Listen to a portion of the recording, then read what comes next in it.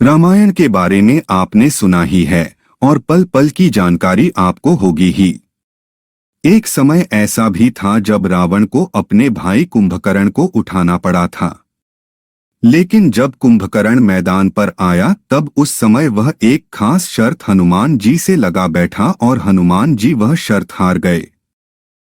अपनी चरम सीमा पर था। श्री राम की सेना आगे बढ़ती जा रही थी और रावण के अनेकानेक महारथी रणभूमि में वीरगति को प्राप्त हो गए थे। अब तक रावण भी समझ गया था कि श्री राम की सेना से जीतना उतना सरल कार्य नहीं है जितना वह समझ रहा है। उसने अपने छोटे भाई कुंभकर्ण को जगाने का निर्णय किया। कुंभकर्ण को ब्रह्मादेव द्वारा एक खास वरदान प्राप्त था कि वह 6 महीने तक सोता रहेगा और 6 महीने तक उठेगा।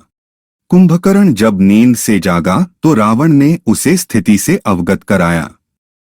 इस पर कुंभकर्ण ने रावण को उसके कृत्य के लिए खरी खोटी सुनाई, लेकिन भाई की सहायता से वह पीछे नहीं हटा। जब वह रणभूमि में पहुंचा तो उसकी काया देखकर वानर सेना में खलबली मच गई। उसने किसी और से युद्ध न कर सीधे श्री राम से युद्ध करने की ठानी। वह युद्ध भूमि में आगे बढ़ रहा था। पूरी वानर सेना भागने लगी। नील आकर कुंभकर्ण से लड़े लेकिन वह भी परास्त हो गए। उसके बाद सुग्रीव और अंगद ने भी कुंभकर्ण से युद्ध किया लेकिन वो भी हार गए। उसके बाद जामवंत आए, वो भी कुंभकर्ण से हार गए। उसके बाद आए हनुमान जी। महाबली हनुमान का बल अपार था। उन्होंने युद्ध क्षेत्र में आकर कुंभकर्ण को ललकारा। कुंभकर्ण के विशालकाय शरीर के सामने बजरंगबली ने भी अपना विराट रूप धर लिया और फिर दोनों में महायुद्ध आरंभ हुआ।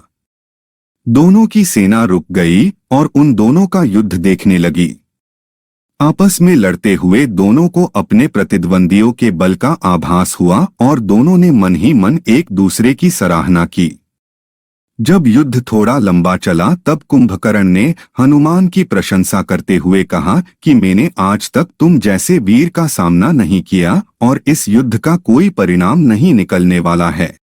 से आरंभ हुआ और हनुमान जी ने क्रोधित होकर पहाड़ उखाड़ लिया। तब कुंभकर्ण ने हनुमान जी से कहा कि यदि मैं इस प्रहार से थोड़ा भी विचलित हुआ तो ये रणभूमि छोड़ दूंगा। और महाबली के इस प्रहार से कुंभकर्ण तनिक भी नहीं हिला। इससे हनुमान जी काफी प्रभावित हुए और उन्होंने निर्णय लिया कि ये योद्धा तो श्री राम हाथों ही मृत्यु पाने के योग्य है। इसके बाद कुंभकर्ण का युद्ध लक्ष्मण और श्री राम से हुआ।